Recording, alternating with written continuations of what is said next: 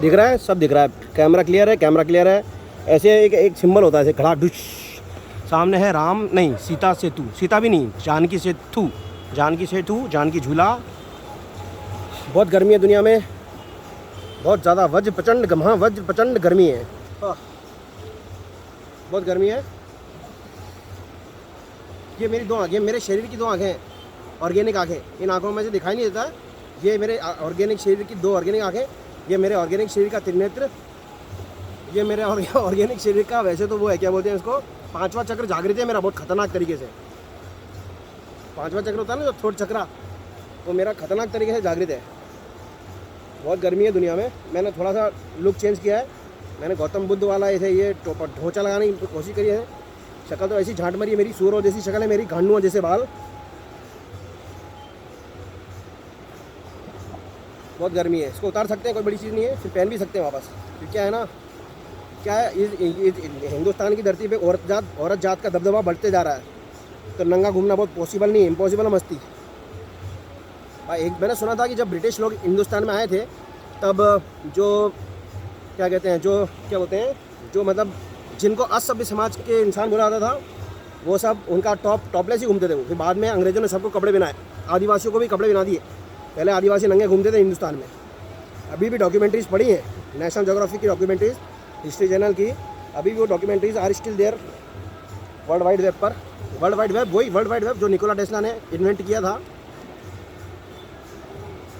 एक चोटी तो मैंने बना रखी है, दूसरी चोटी में भी कन्वर्ट कर दूंगा मैं, दोनों चोटियों को साथ में क्लब करके फिर एक वो बना दूंगा, जुड्डा। जुड्डा वो वाला नहीं, जुड्डे दो प्रकार के जुड्डे होते हैं, 3 प्रकार के।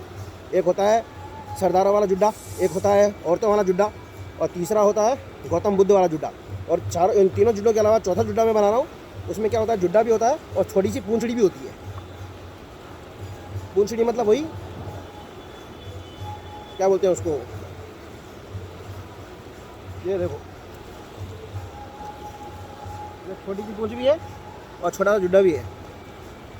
हाँ, तो मैं ये बोल रहा था कि मेरा बाप जो था जिसका नाम था राम प्रकाश गुप्ता, जो कि जिसके आगे बहुत लोगों ने लेट भी लगाया क्योंकि वो लेट हो गया था, और बहुत लोगों ने स्वर्गीय लगाया। तो जब कोई स्वर्गीय लगाता है ना, तो मैं पूछता हूँ कि नरकी क्यों नहीं लगाते हो, तुमको पता है कि नर्क में क्या होता है। वैसे कुछ लोग तो नर्क में भी स्वर्ग वाले ऐश करते हैं। अब मेरे को तो नहीं पता नर्क और स्वर्ग के बीच का डिफरेंस, मेरे को ज़्यादा आइडिया नहीं है, नॉलेज नहीं मेरे को इतनी। किसी की और दूसरे के बाद नॉलेज फॉलेज हो तो मैं दे देना मेरे को, पैसे लेकर या फ्री ऑफ कॉस्ट, जो भी जैसे भी लेन देन की प्रक्रिया। अब मेरी शक्ल तो देख ही ली होगी। अब गंगोत्री रिवर से गंगा नहीं उतरी थी, भागीरथी उतरी थी, फिर वो अलकनंदा के साथ क्या बोलते हैं उसने मर्जर किया, जब जाके वो गंगा कहलाती है। ऐसा पता है मेरे को, मैं गया था, मैंने कहा कि गंगा जहाँ से उतरी है वहीं से पानी भर के लाएँ। बाद में पता पड़ा गंगा जहाँ से उतरी है वो गंगोत्री नहीं है, वो गंगोत्री और क्या बोलते हैं बद्रीनाथ वाला ग्लेशियर के बीच में कहीं से कोई ग्लेशियर का नाम रख दो। एक क्या नाम में क्या रखा है, ये है राम की बीबी का, जानकी का, सीता का सेतु नहीं झूला। और ये गंगा नदी उछल रही है, उछल के बह रही है। गर्मी बहुत लग रही है, थोड़ी सी ठंडी हवा चल जाएगी तो क्या बोलते हैं वायुदेव के मरे हुए बाप को पैदा होकर वापस से मरने का मौका मिलेगा क्या। गर्मी कितनी लग रही है यार। तो मैं तो बकवास सोचने आया था, मगर ये क्या हुआ ना, आज क्या मेरा ट्राइपॉड स्टैंड ख़राब हो गया। अब कुर्सी मेरे पास है नहीं, वरना मैं बैठ के बनाता। इस साला नीचे हो गया ये, अब इसको ऑर्डर देने पड़ेंगे मेरे को।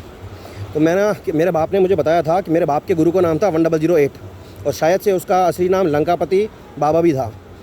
तो मेरे बाप ने मुझे बताया था कि इंसानों ने, जो साइंटिस्ट कैटेगरी के इंसान हैं, उन लोगों ने हार्ड मांस के पुतले, मतलब जो होते हैं ना, जैसे जो शरीर के अंदर जिस मटेरियल से शरीर बना है, उस मटेरियल के शरीर बना के ऑलरेडी रख रखे हैं।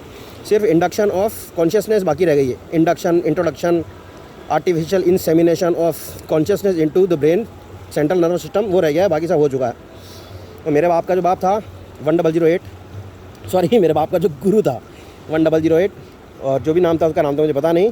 तो वो है ना, वो ऐसा मेरा बाप बताता था कि वो है ना मर्क्यूरी को सोने में कन्वर्ट कर देता था। मतलब मर्क्यूरी को क्या बोलते हैं, मर्क्यूरी का मतलब हाइड्रागायरम को सोना, मतलब सोने को इंग्लिश में क्या बोलते हैं, ऑरम। तो हाइड्रागायरम को ऑरम में कन्वर्ट कर देता था वो, उसके अंदर से प्लस माइनस करके न्यूट्रॉन फ्यूट्रॉन। तो और क्या है ना, किसी क्या बोलते हैं यूट्रस में उगती हुई लौंडिया को लौंडे में कन्वर्ट कर देता था वो, ऐसा भी बताया उसने मेरे बाप ने मेरे को। तो मेरे बाप का जो गुरु था ना, उसने भी एक रोबोट बनाया और उस रोबोट का नाम रखा अजय गुप्ता। तो अब मैं है ना गौतम बुद्ध नाम का जो लौंडा है, जिसको 8वां अवतार मानते हैं विष्णु का, कुछ लोग अयप्पा स्वामी को मानते हैं और कुछ लोग बुद्ध को भी मानते हैं, विष्णु का 8वां अवतार। तो उसके बारे में बताऊंगा मैं कि उसकी वैसे तो मैंने ज़्यादा फिलॉसफी वगैरह पढ़ी नहीं है गौतम बुद्ध की, बट एक जगह मैंने एक सेंटेंस पढ़ा था, उस सेंटेंस में लिखा था कि देयर इज़ नो सोल, कि आत्मा एग्जिस्ट नहीं करती है। तो जब से मैंने कैंडल गेजिंग और मिरर गेजिंग करनी चालू करी, वो भी भांग में धुत होकर, उसके बाद से मेरे को बहुत सारे एक्सपीरियंसेस हुए। तो मुझे ऐसा फील हुआ जब मैंने इंट्रोस्पेक्शन किया, जब मैंने भांग में धुत होकर मिरर गेजिंग करना चालू किया, उसके बाद मैं हो गया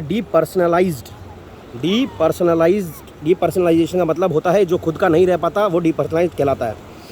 तो शक्ल तो मेरी मिरर गेजिंग करने के बाद चली गई, धतूरा खाने के बाद मेरी आवाज़ भी चली गई और शरीर कब जाएगा ये मुझे पता नहीं। तो जो गौतम बुद्ध ने नो सोल कॉन्सेप्ट दी थी, देयर इज़ नो सोल, तो वो मैं अपने बाप के गुरु जिसने एक रोबोट बनाया, वैसे तो मेरे बाप का गुरु, वैसे तो मैंने सुना था कि सीता नाम की जो लौंडिया थी वो भी एक रोबोट थी और उसको रावण ने बनाया था, रावण की बेटी थी वो, और रावण ने अपने लैब में सीता को क्रिएट किया था और फिर है ना उसको चोरी कर उसको है ना क्या कहते हैं किसी को दे दिया था, चांद उसके बाप को। वैसे कहानियाँ तो बहुत हैं दुनिया में, बट ज़्यादा मेरे को आइडिया नहीं है। तो मेरे बाप के गुरु ने एक रोबोट क्रिएट किया, मतलब मैं एक रोबोट था, बचपन में मैं रोबोट था और मेरे अंदर एक भी कॉन्शियसनेस नहीं थी। फिर मेरे बाप का जो गुरु था वो उसने आदि शंकरा स्टाइल में जाके मुझे मेरे रोबोटिक शरीर को ऑन किया और मेरे रोबोटिक शरीर के अंदर जितनी भी एक्सपीरियंस और क्या बोलते हैं एक्सपीरियंसेस, मेमोरीज़ हैं, शुरू की मेमोरीज़ उसने अपने शरीर के अपने स्पिरिचुअल दम के बलबूते पे उसने मेरे शरीर को ऑन किया और मेमोरीज़ क्रिएट करनी चालू करी।